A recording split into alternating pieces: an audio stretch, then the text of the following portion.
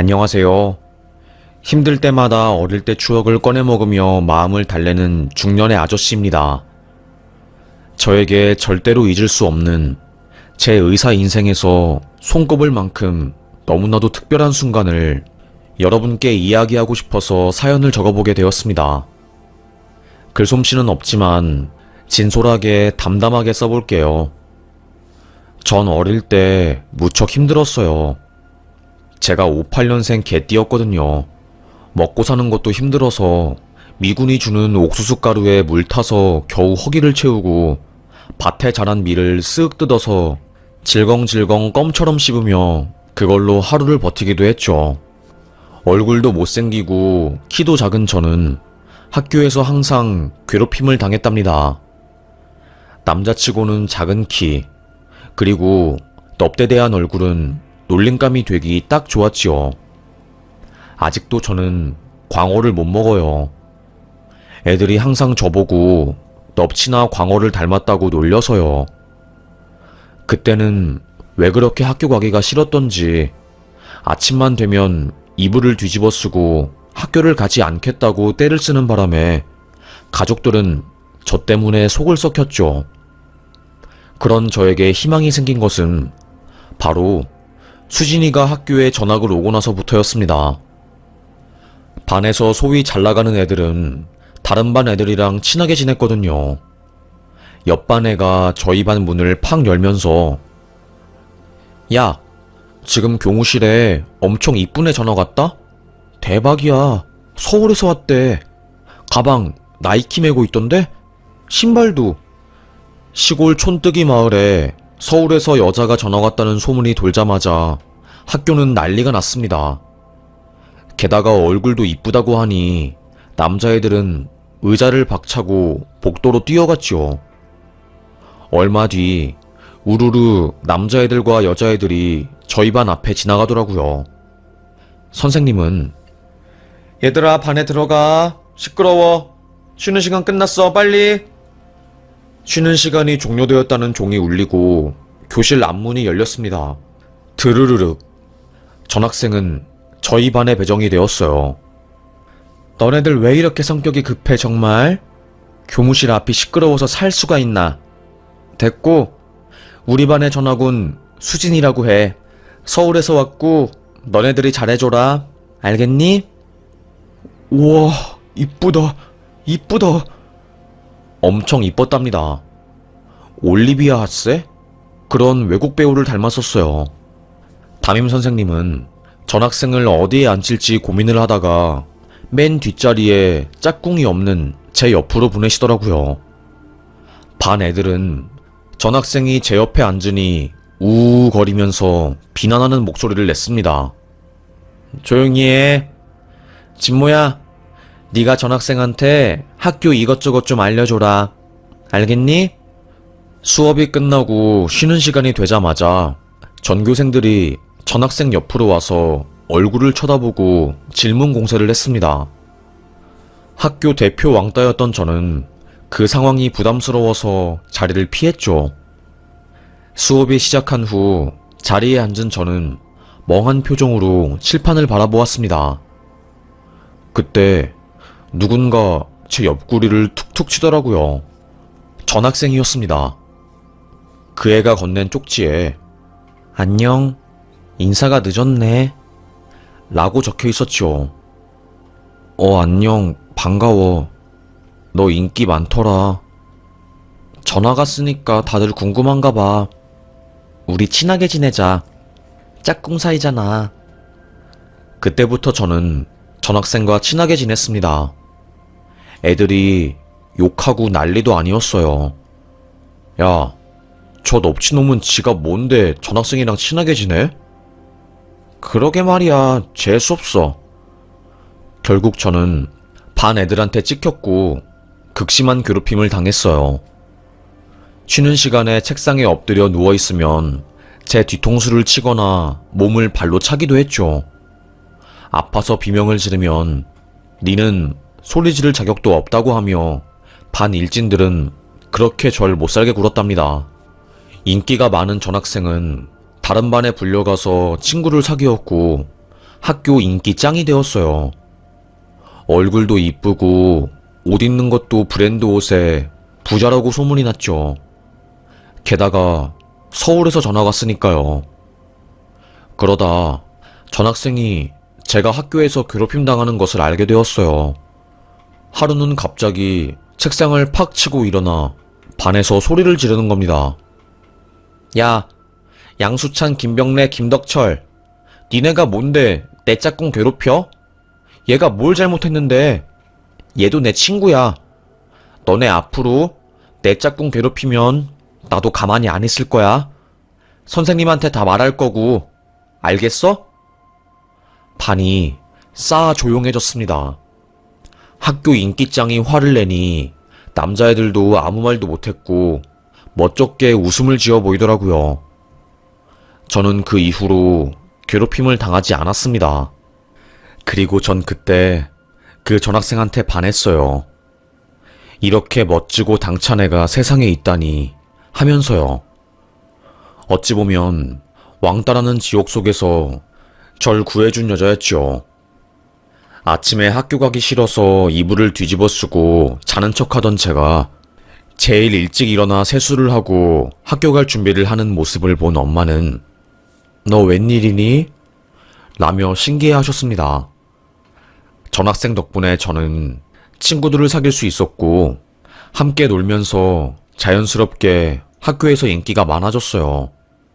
일진들도 더 이상 저를 괴롭히지 않았고 되려 애들은 통쾌해했답니다. 반 분위기를 흐리는 애들이 조용해졌으니까요. 본드도 불고 맨날 반 뒤에 있는 조개탄 난로를 지네들이 다 차지해서 불만이 이만저만 아니었거든요. 하여튼 1년간 행복한 학교 생활을 하고 3학년이 되었어요. 중학교 3학년이요. 전학생과 전 다른 반이 되었죠. 운이 좋아 저는 반 학생회장을 하게 되었습니다. 반 회장끼리 이따금씩 모여서 회의를 할 때가 있었는데 수진이랑 같은 반 회장인 애가 그러더라고요. 걔 요즘 학교 잘 안 나와. 이번 주도 한 번 나왔나? 에? 왜? 몰라? 걱정이 되는 겁니다. 저는 그 아이 반 애들한테 물어서 전학생이 사는 집 주소를 수소문했어요. 교무실까지 찾아가서 친한 친구라서 걱정돼서 그러는데 가정방문처럼 제가 한번 집에 가보면 안 되겠냐고 말하며 주소를 받아냈지요. 반 애들은 전부 다 그 애가 빨간 벽돌집, 엄청 부자들만 살 수 있는 단독주택에 사는 줄 알았어요. 그런데 전학생 집 주소는 그곳이 아니었지요. 쓰러지기 직전에 초가집 같은 느낌이었습니다. 이런 곳에 사람이 산다고? 정말로? 음산한 분위기를 팍팍 풍기는 그 집 앞에 도착해 저는 철문을 두드렸어요. 혹시 사람 있어요? 수진아, 수진아. 고요했습니다. 개 짖는 소리밖에 들리지 않았어요. 혹시 몰라서 문을 살짝 열어보니 잠겨있지 않았던 철문은 끼익 소리를 내며 열렸지요. 그리고 집 내부를 본 순간 저는 충격에 빠지고 말았습니다. 도둑이 든 것처럼 집안의 모든 물건들이 쏟아져 나와 있고 장독대도 전부 다 깨져 있었어요. 마치 전쟁이 난 것 같은 느낌이었습니다. 황급하게 그 집 방문을 열어 사람이 있는지 확인했죠. 방 안에도 누가 회집어 놓은 것처럼 온 물건들이 다 어지럽혀져 있었어요. 그때 창고 쪽에서 신음소리가 들리는 겁니다. 창고 문을 확 열자 거품을 문 채 쓰러진 수진이가 보이더라고요. 어떻게 된 거야? 야, 정신 차려 수진아. 저는 바로 옆집에 가서 도와달라고 어른을 불렀고 수진이는 등에 업혀 병원으로 갔어요. 그때 한 할머니가 에휴, 며칠 전에 이 집에 남자들이 들어와서 쑥대밭을 만들었어. 애 엄마가 빚을 진 모양이야. 맨날 집에 미군들 들락날락거리고 왔다 갔다 하더니 서울서 내려와서 동네 분위기 다 흐려놓고. 속사정을 알고 난 저는 깜짝 놀랐습니다. 그 전학생은 부자가 아니었어요. 엄마는 미군들과 함께 어울려 다니면서 생필품을 얻거나 돈 같은 걸 받았나 봐요. 여러분이 상상하는 그런 일이었죠. 서울에서는 원래 청량리 쪽에서 일하다 그쪽에서도 빚쟁이한테 시달려서 여기 강원도 깡시골로 내려온 듯해 보였어요. 여기 와서는 미군들 도움으로 먹고 살았는데 어떻게 한 것인지 서울에서 빚쟁이들이 내려와서 집을 쑥대밭 내고 아줌마를 괴롭힌 거였죠. 미군들이 준 가방이나 옷들을 입고 학교에 갔으니 수진이는 부잣집 딸이라고 소문났고 그걸 부정하지도 않았답니다. 빚쟁이 때문에 학교에 갈 수도 없으니 수업을 빠지고 집에만 있었나 봐요. 밥도 못 먹고. 결국에 수진이 엄마는 도망쳤고 그 애는 집에서 쓰러진 거죠. 병원에 실려간 수진이 상태를 본 의료진들은 조금만 늦었어도 생명에 지장이 갈 수도 있었다고, 오랜 시간 탈수랑 영양실조로 맥박이 희미했다고 하더라고요. 상상도 못한 수진이의 가정사에 큰 충격을 받은 저는 어떻게든 그 아이를 도와줘야겠다 생각했어요. 그래서 회장단 애들한테 말했죠. 애들은 처음에 그렇게 잘난 수진이가 그런 가정사를 가지고 있냐고 하며 놀랐답니다. 담임 선생님한테도 말했어요. 우리가 그 애를 도와줘야 한다고. 지금 병원에 입원했는데 입원비 낼 돈도 없다고요. 결국 가정을 방문한 선생님이 상황의 심각성을 알고 나서야 교장 선생님한테 말씀을 드리고 대책을 강구했습니다. 학교에 방송이 울려 퍼졌어요. 같은 학교 학우가 입원을 해서 힘든 상황이니 성금을 모금한다고요. 하지만 어떤 이유에서인지 수진이를 위해 돈을 기부하는 애들은 없었습니다. 되려 걔 서울에서 전학 와서 맨날 이쁜 척하고 부잣집인 척하더니 잘됐다. 어쩐지 나는 걔 처음부터 재수 없었어. 그러니까 말이야. 걔네 엄마 사창가에서 일했었대. 미군들이랑 어울려 다녀서 초콜릿이랑 외제옷 받은 건가 봐. 안 좋은 소문이 파다하게 퍼졌죠. 친구들은 너무했습니다. 수진이의 불행을 마치 본인들의 행복인 것처럼 이야기하고 다녔어요. 결국 선생님들이 조금씩 돈을 모아 수진이 병원비를 대주었습니다.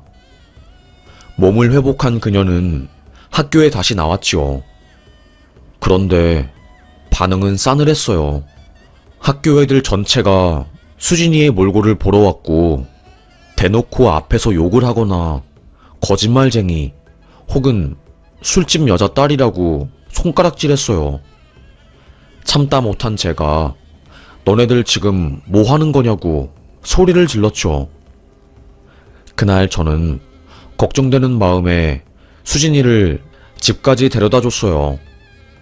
그렇게 힘든 일 있었으면 나한테 말하지 그랬어. 난 아무것도 모르고 네가 잘 살고 있는 줄 알았지. 그러게 창피하다. 숨기고 싶었는데. 괜찮아. 나한테는 속마음 다 털어놓아도 좋아. 나는 항상 네 편이거든. 네가 나 왕따 당했을 때 내 편에 서주었잖아. 유일하게.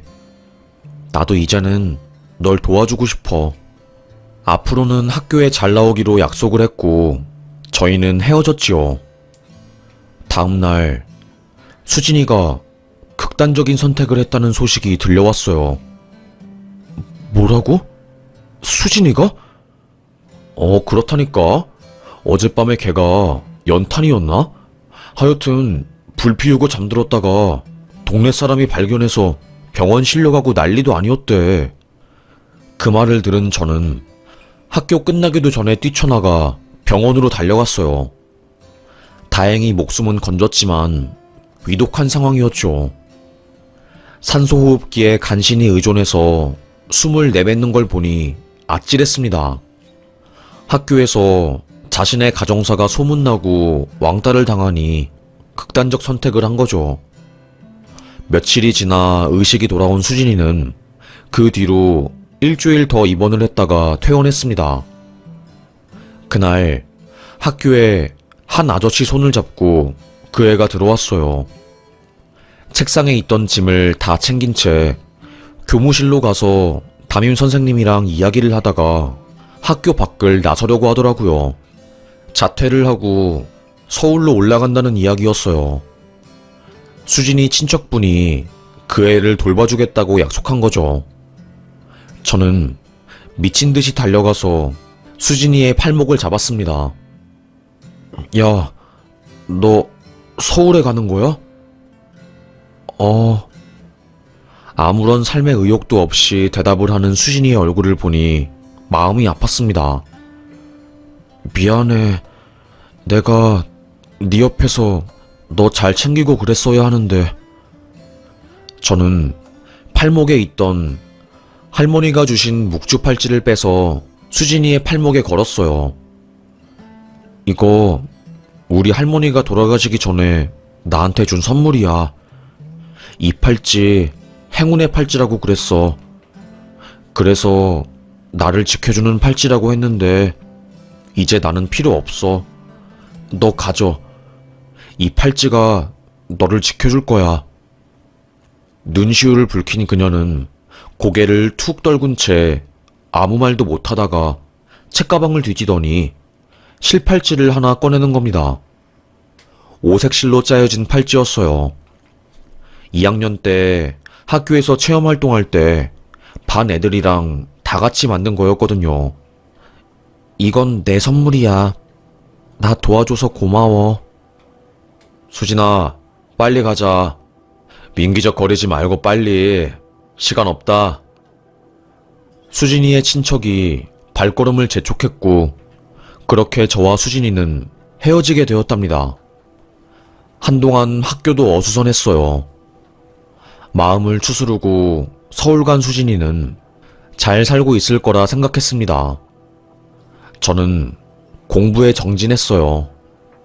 집도 가난하고 제가 할 수 있는 것은 공부뿐이었으니까요.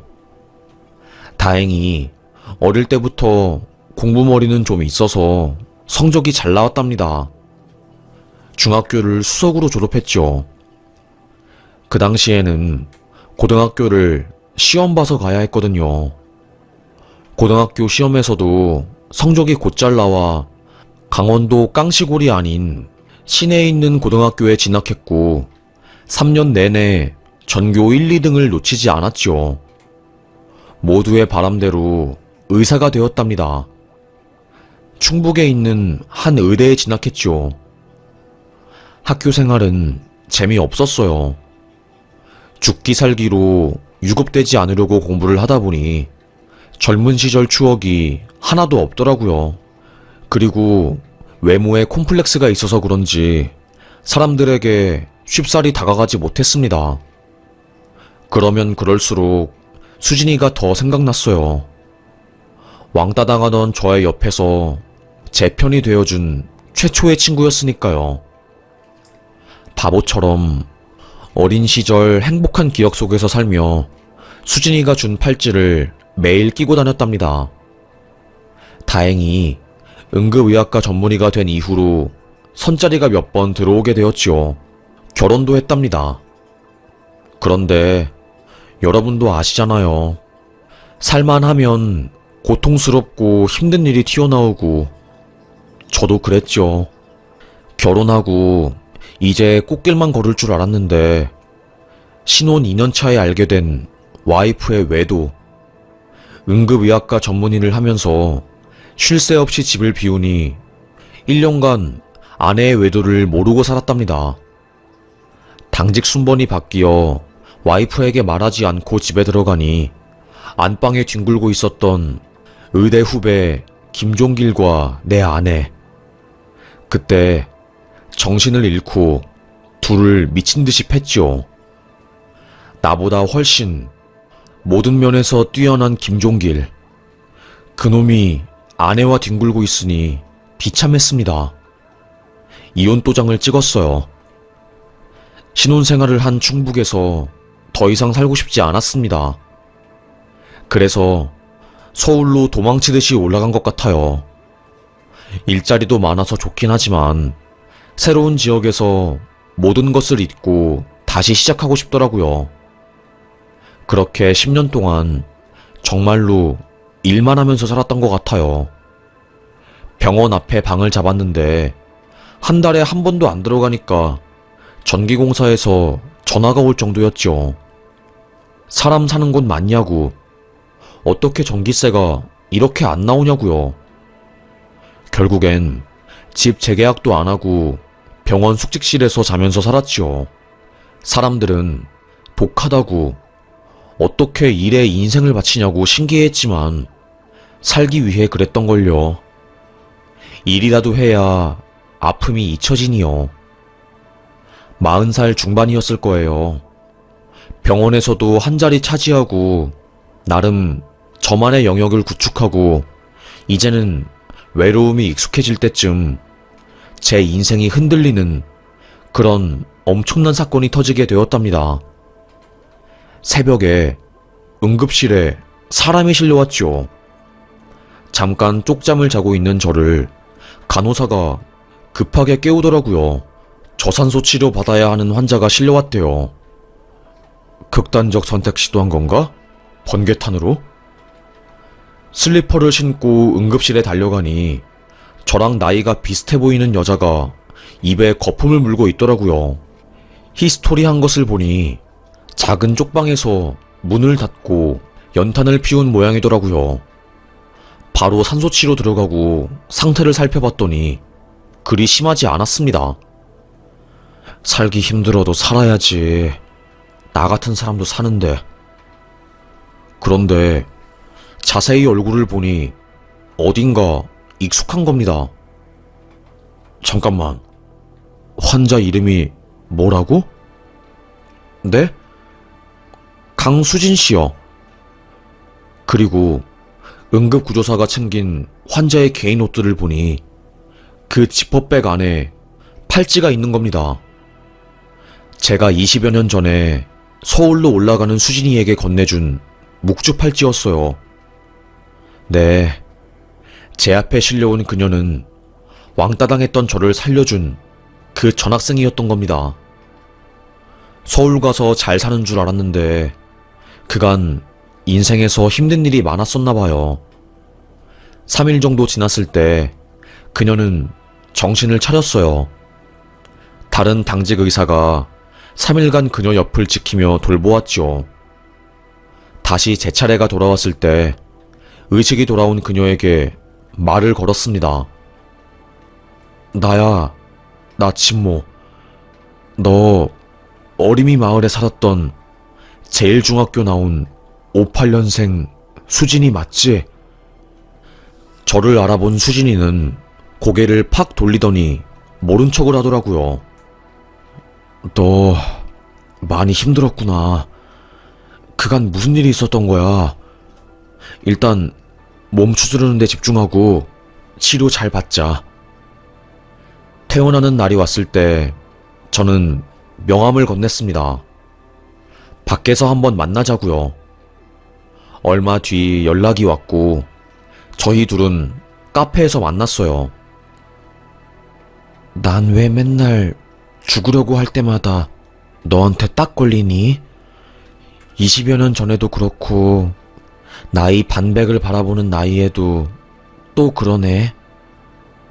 너 잘 지냈어? 친척 손을 잡고 서울로 올라간 그녀는 지옥 같은 시간을 보냈대요. 매일 구박받고 욕먹고 손찌검 당하는 인생이었답니다. 결국 고등학생이 되었을 때 가출한 그녀는 본인의 어머니가 한 것처럼 어둠의 길에 들어서 일하게 되었답니다. 참 많은 일이 있었나 봐요. 마담이라는 사람한테 맞아서 고막이 나간 적도 있고 평생 인연이라 생각했던 남자친구가 뒤통수를 때리고 자기 모든 재산을 가지고 간 적도 있고 그랬답니다. 하나만 겪어도 힘든 사건을 그녀는 여러 개를 겪으며 몸과 마음이 많이 상하게 되었던 거죠. 우울증이 심해져 중년의 나이에 안 좋은 선택을 했다가 기적적으로 발견되어 살게 된 겁니다. 마음이 아픈 건 제가 준 묵주 팔찌를 계속 차고 다녔더라고요. 그 팔찌가 본인에게는 큰 힘이 되었답니다. 전 방 한켠에 수진이가 준 오색실 팔찌를 고이 장식해놨거든요. 다시 만난 나의 첫사랑이자 구원자인 그녀와 새로운 사랑을 시작해보고 싶었지만 저는 그 당시 전 아내의 외도로 마음의 상처가 심한 상태였고 그녀도 마찬가지였죠. 저희 둘 다 새로운 사랑을 시작하기에는 용기가 안 났어요. 서로가 서로를 원하고 사랑하고 있다는 것을 알면서도 애써 모른 척 고개를 돌렸습니다. 각자의 자리에서 잘 살고 이따금씩 연락하는 것으로 마무리를 지은 채 저는 축 처진 어깨를 이끌고 병원에 다시 들어갔죠. 내가 그러면 그렇지 뭐. 사랑은 개뿔. 병원의 노예로 또다시 살았습니다. 그런데 사람은 기계가 아니잖아요. 내 자신을 보살피지 않고 하염없이 굴리고 굴리다 보면 고장이 나더라고요. 여러분도 아시죠? 한 번쯤은 꼬꾸라질 때가 있다는 것을요. 그때 제 나이가 54세였지요. 응급실에서 일을 하는데 배가 너무너무 아픈 겁니다. 식은땀이 나고 앞이 어지럽더라고요. 하필 그날 밑에서 일하는 전문의가 신혼여행을 가서 병원을 지킬 사람이 없었고 컨디션이 너무 안 좋은데 꾸역꾸역 버텼어요. 결국 새벽 4시에 제가 쓰러진 거죠. 엄청난 통증을 호소하면서요. 다행히 병원에서 쓰러진 거라 빠르게 조치는 취해졌답니다. 그리고 알게 된 충격적인 결과. 제가 암 3기라네요. 의사인 제가요. 환자 몸은 그렇게 잘 챙기면서 제 몸은 못 챙긴 거였어요. 원래 병원에서 일하는 사람들은 몇 년에 한 번씩 전체 건강검진을 받게 되어 있는데 귀찮고 바빠서 몇 번을 미루던 게 병을 키웠더랍니다. 암센터에 터벅터벅 걸어가는 게 제 이야기가 될 줄 몰랐죠. 아니 선생님, 이 정도면 통증이 있었을 텐데. 아시잖아요. 나 대신 일할 사람이 있어야 저도 쉴 수 있는 거. 응급의학과에 지원이가 없는데 어떻게 쉬겠어요. 아파도 참고 일하다가 이 꼴 난 거죠. 바로 입원했습니다. 저 없어도 어떻게든 돌아가긴 하더라고요. 그동안 왜 나만 혹사하며 응급실을 지켰던 것인지, 사랑도 돈도 명예도 아무것도 손에 넣지 못하고 이렇게 인생 죽는구나 하면서 마음이 착잡했습니다. 공부 열심히 해서 의사가 되면 뭐하나, 내 가정도 지키지 못하고 외롭게 이 나이에 혼자서 병치레 하는데, 이런 마음에 우울증까지 오더라고요. 게다가 우울증 약이 맞지도 않아서 새벽에 혼자 일어나서 돌아다니고 그 기억은 나지 않고 바보가 되어갔죠. 모두들 간병인을 한 명씩 끼고 병원 생활을 하는데 저는 혼자 했어요. 항암 치료가 시작되고 온몸이 멀미하는 것처럼 어지럽고 내 몸 위에 돌덩이가 얹힌 것처럼 무거워서 한 발자국도 움직이지 못했습니다. 사는 것보다 죽는 게 낫겠다 싶었죠. 그때 병실 문을 열고 누가 들어오더라고요. 수진이었습니다. 저의 소식을 듣고 병원에 온 거였어요. 너 아팠으면 말이라도 하지. 연락도 없고. 됐다고 나 괜찮다고 하며 다시 돌려보내려고 해도 수진이는 제 옆에 계속 있더라고요. 나 너 간호할 거야. 네 옆을 지킬 거야. 너도 그랬잖아. 우리 엄마 사창가에서 일한다는 거 학교에 소문 퍼지고 나 사실은 부자 아니고 가난한 거 들켜서 애들이 다 왕따 시켰을 때 내 옆에서 나 보호해줬잖아. 이젠 내가 너 지켜줄 거야. 수진이가 먼저 저에게 용기를 내준 거였어요.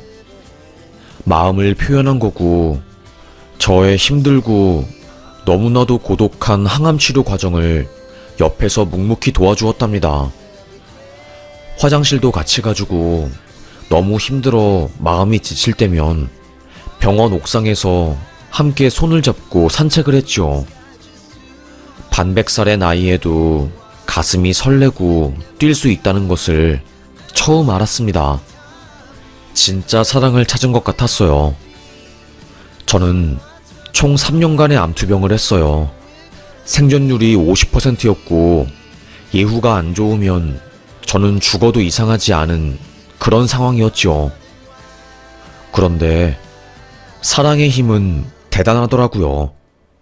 삶에 의욕도 없고 빨리 그냥 죽었으면 좋겠던 제가 혈색이 돌아오고 건강해지고 싶었으니까요. 반드시 암을 극복하고 싶었습니다. 하지만 희망을 놓지 않으니 저에게도 기적이 찾아오더군요. 3년간의 투병 생활, 그리고 3년간의 추적 관찰 끝에 완치 판정을 받았습니다. 그때 얼마나 울었는지 몰라요. 수진이도 제 곁에 있어 주었죠. 고마워. 나 이제 건강해졌으니까 너랑 못다 이룬 사랑 마무리하고 싶어. 사실 나 너 무척이나 그리워했어. 대학 가서도 너 많이 생각나더라. 죽기 전에 한번 볼 수 있을까 싶었는데 이렇게 만났네. 나도 마찬가지였어. 넌 날 숨쉬게 했으니까. 그렇게 저는 수진이 손을 꼭 잡아주었습니다. 부러질 듯이 야윈 그녀. 그간 인생의 풍파를 정면으로 맞으며 세상과 맞서 싸웠던 그녀를 사랑으로 채워주고 싶었지요. 이제는 일만 하면서 사는 게 아니라 내 자신도 돌보고 가정도 꾸리기로 마음먹은 저는 대학병원을 나와서 작은 동네 병원을 개원했답니다. 한번 아파보니 환자의 마음을 알 수 있겠더라고요. 수진이는 데스크 직원을 하면서 저의 일을 도왔지요. 주말에는 의료봉사도 했답니다. 그렇게 살던 와중에 늦은 나이에 웨딩드레스, 정장을 입고 결혼사진을 찍어보고 싶더라고요. 재혼을 축하하는 마음으로 황혼 웨딩 촬영을 했죠. 참 이뻤습니다. 늙어도 여전히 이쁘더라고요. 저희는 촬영이 끝난 그날 강원도에 내려갔어요. 우리의 추억이 가득 담긴 그곳으로요. 많은 게 변했더라고요. 하지만 우리가 다닌 중학교는 그대로였습니다. 그 앞에 아주 큰 은행나무도 여전히 털을 지키고 있었죠. 너 기억나? 우리 2학년 5반일 때 여기 나무 밑에 서로 소원의 편지 적어서 묻어뒀잖아. 타임캡슐. 그거 아직도 있을까? 그러게. 나도 궁금하다. 한번 파볼래? 차에서 작은 모종삽을 가져와서 살살살 파보았어요. 얼마나 팠을까요? 성인 팔꿈치보다 훨씬 더 깊게 파던 중에 깡 하는 소리가 들린 겁니다. 타임캡슐이었어요. 20여 년 전에 묻어준 거였죠. 이게 아직도 있네? 아무도 안 찾아온 거잖아. 낑낑거리면서 뚜껑을 열고 안에 있는 편지를 열어보니 꽤나 많이 부식이 되어 있었습니다. 조심스럽게 펼쳐서 서로의 편지를 읽어보았어요. 저는 나는 커서 의사가 될 거다. 그리고 행복한 가정을 꾸릴 거다. 그리고 수진이랑 결혼할 거다.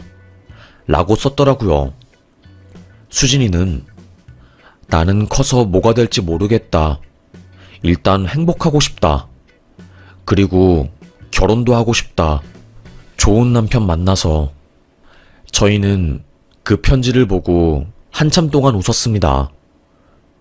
우리 사랑하는 사람이랑 결혼한 거니까 꿈 이룬 거 맞지? 맞지. 우리 꿈 이룬 거 맞아. 타임캡슐에 있는 편지를 주머니에 넣고 다른 편지를 써서 20년 후에 다시 찾아와서 보기로 했어요. 어린 시절로 돌아간 것 같아서 좋았어요. 서울로 다시 올라갔고 신기하게 저희 결혼 소식을 어떻게 한 것인지 중학교 동창들이 연락이 왔습니다. 나이가 있어서 그런지 동창 중에 죽은 애들도 있었고 이혼한 애들도 있었고 그렇더라고요. 몇몇 애들은 뒤늦게 그때 너 괴롭히고 왕따시켜서 미안하다고 말하기도 했고 수진이 좋아하는 거 티나더니 결국 결혼했냐며 신기해하기도 했답니다. 그때는 그렇게 믿고 날 싫어하는 애들을 죽이고 싶었는데 세월이 지나니 마음으로 품어주게 되더라고요. 동창회에 나가서 수진이랑 꼭 손잡고 우리 만나게 되었다고 이야기했네요. 몇몇 애들은 드라마 아니냐고 축하해주기도 했고 몇몇 애들은 부럽다고 중년에 시작한 새로운 사랑 너무나도 부럽다며 눈길을 주기도 했네요. 그렇게 저랑 수진이는 20년, 아니 거의 30년 만에 못다 이룬 사랑을 하게 되었답니다. 학교에서 왕따를 당해 힘들어하던 소년을 구해준 전학생 소녀. 집안이 망해 학교를 빠진 후 극단적 선택을 한 소녀를 발견해 살려준 소녀는 30년이 지난 후 다시 만나서 깊은 사랑에 빠졌습니다. 물론 살다가 의견이 충돌할 때도 있고 마음이 안 맞아 화가 날 때도 있지만 그럼에도 불구하고 그녀와 함께하는 이 모든 것들이 참 좋네요. 어릴 때는 그저 돈과 명예가 최고라고 생각하고 앞만 보며 달려왔는데 지금 보면 참 바보 같은 것 같습니다. 내 옆에 있는 사람, 내 가족, 그리고 내 건강이 최고인 것을 그때는 몰랐네요.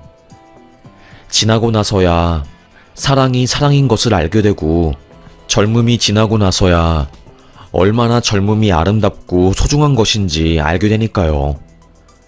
두 번 다시 이런 어리석음을 반복하지 않기 위해서 오늘이 마지막인 것처럼 열렬하게 사랑하고 또 사랑할 겁니다. 미워하는 마음 하나 없이 제 마음을 다 표현하려고요. 강수진, 나한테 찾아와줘서 고마워. 글 쓰면서 마음이 참 따뜻해지네. 살얼음판 같던 내 인생에 봄이 온 건 다 네 덕분이야. 너의 손이 봄이야. 널 안으면 내가 따뜻해져. 네 앞에서는 솔직하게 되고 내 모든 것을 감싸주는 그 마음 때문에 행복해. 순간의 순간조차. 너무 저의 개인적인 마음을 청승맞게 길게 썼네요. 그럼 저의 이야기를 끝까지 들어주셔서 감사합니다. 힘들지만 오늘도 우리 힘내봐요. 장마가 그렇게 와서 사람들을 괴롭히더니 오늘은 우습게 해가 쨍쨍하네요. 이게 인생인 것 같습니다. 감사합니다.